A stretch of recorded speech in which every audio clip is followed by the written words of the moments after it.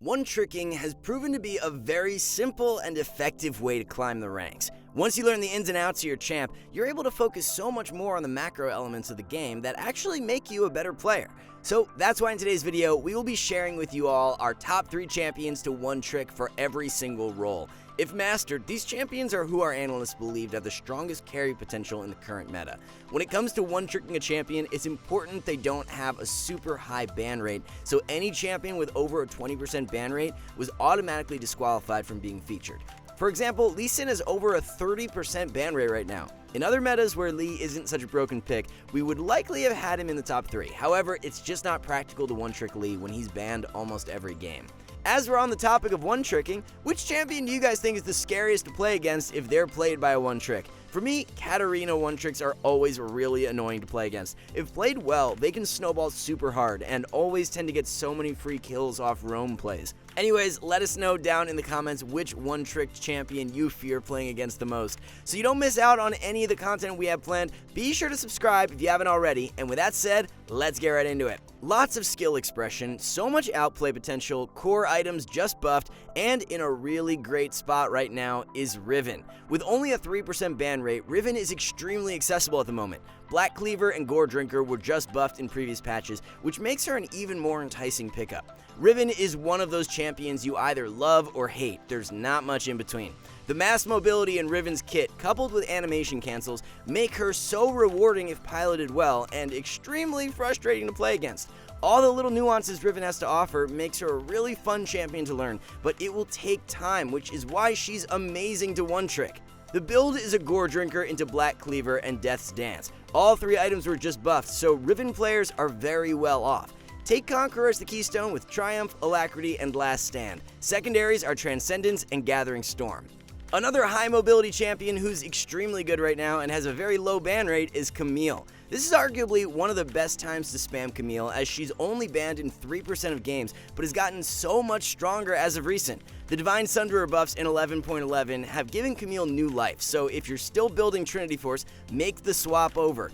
By running Ignite with Teleport, you're able to run away with the early game. Once you learn your matchups and understand when you've got the enemy in lethal range, you'll find yourself picking up countless solo kills. With a lead, Camille is one of the most broken champions, as her long range mobility makes it so difficult for the enemy to walk up to waves. Not only can you pick up lots of kills in lane with that Ignite, Camille scales like a monster. Once you have Divine Sunderer and Titanic Hydra completed, your side lane pressure is quite nasty. Round the core build out with Asterix third. Take Grasp with Shield Bash, Bone Plating, and Overgrowth for primary runes. Magical Footwear and Biscuits are the best secondaries. The third top laner who's extremely rewarding to one-trick is Fiora. Fiora's ban rate is a little higher than both Riven and Camille, but still sits at a relatively low 8% mark. Fiora Parry is one of the most broken basic abilities in the game if used correctly. It just takes time to reach that point. Learning all your matchups and how your parry should be used most effectively against each champion will take hundreds of games. As you really nail it down though, the outplay potential is on another level. Being able to proc your ult vitals as smooth and fast as possible won't be easy at first, but can be game-changing once mastered. Standard Fiora build is Gore Drinker into Ravenous Hydra and Sterix. Essence Reaver into Shield Bow and Ravenous is still a strong setup as well if you want more burst. For runes, grab Conqueror with Triumph, Alacrity, and Last Stand. Bone Plating and Unflinching are the best secondaries. Let's move on to breaking down our 3 best junglers to one-trick, and first up will be Kayn. Kayn has a ban rate of about 10%, so it's on the higher side compared to most champs in this video, but still low enough that he's worth picking up. If played well, Kayn can be so devastating on his mid-game spike. Kayn isn't too mechanically intensive, but that doesn't mean he's not rewarding to one-trick. Possessing forms in Rost and Shadow Assassin offer 2 completely different playstyles that will take time to be used. We find the biggest difference between an average and mastered Kayn player comes down to their decision making. So many Kayns can amount massive leads early on, but just throw them away with over-aggression. Knowing when to enter fights, how long you can stick around, and timing ultimate correctly are a few aspects that will take time to learn. When playing Rost, build a Gore Drinker into Black Cleaver and Sterix. Conqueror is the keystone with Triumph, Tenacity, and Last Stand for primaries. Take Sudden Impact and Ravenous Hunter for secondaries. Shadow Assassin is really strong with a Prowler's Claw into Serpent's Fang and Manamune. Rune-wise, grab Dark Harvest with Sudden Impact, Eyeball Collector, and Relentless Hunter. Transcendence and Gathering Storm are great secondaries.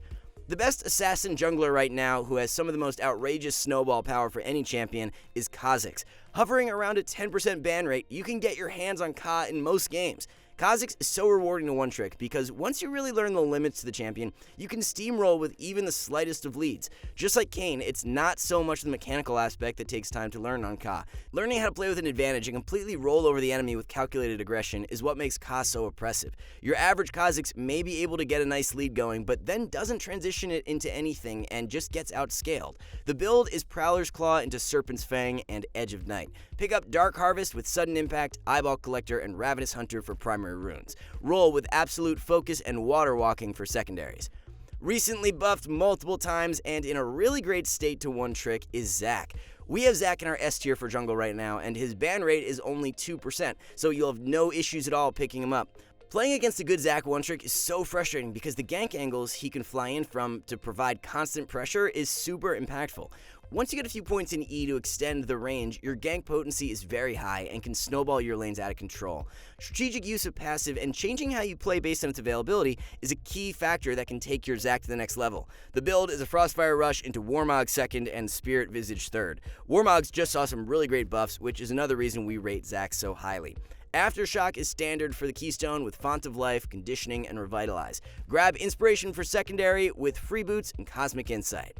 The first mid laner on our list is an absolute menace if piloted well, being Qiyana. Qiyana's ban rate sits around 8%, which is a pretty solid level. The one-shot strength, roaming power, and teamfight capabilities make Qiyana very worthwhile to learn. Playing against a really good Qiyana almost feels unfair due to how she can pop you with relative ease. Learning which element to take depending on the situation and getting used to that mechanic will take a while. Knowing when to enter fights and being able to map out those multiple man ult plays can be so game-changing. It's easier said than done though, as I can't even count the amount of times I've seen Qiyana players completely whiff their ult. The build is Prowler's Claw into Serpent's Fang and Manamune. For runes, take Electrocute with Sudden Impact, Eyeball Collector, and Ravenous Hunter. Presence of Mind and Coup de Grace are secondaries. One of the best AP assassins to one-trick right now is Echo. Earlier on in the season, Echo was banned out at a very high rate, but that's dropped all the way down to 3% now. Your 2-item spike in the mid-game is where Echo really comes online and can take over. Getting there can be hard for the average Echo player though, as his early laning is something you'll have to learn to manage. Proper W positioning and using ult at the correct time in fights are really key to mastering Echo, which can take a while but is well worth it in the end. One well-placed W in a mid-game fight can single-handedly shift the momentum of a game and feels amazing to execute. Rush a Rocket Belt into Nashor's Tooth 2nd and Rabadon's 3rd. Lich Bane can also work as a second item, however most Echo one-tricks these days prefer the Nashors. For runes, take Electrocute with Sudden Impact, Eyeball Collector, and Ravenous Hunter. Secondaries are Freeboots and Biscuits.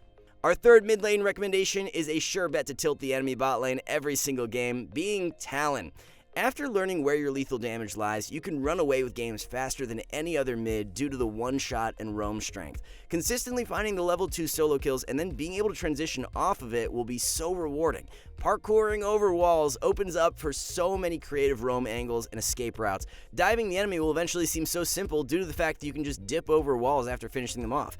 There are a couple different builds going around for Talon. The Bruiser build of Gore Drinker into Black Cleaver and Sterix is his most consistent performer. Conqueror with Triumph, Tenacity, and Last Stand while running Taste of Blood and Ravenous Hunter for secondaries works best with that build. If you want to play full-on Assassin Talon, then a build of Prowler's Claw into Serpent's Fang and Manamune is the way to go. Take Electrocute with Taste of Blood, Eyeball Collector, and Relentless Hunter for primaries. Nimbus Cloak and Absolute Focus are your secondaries.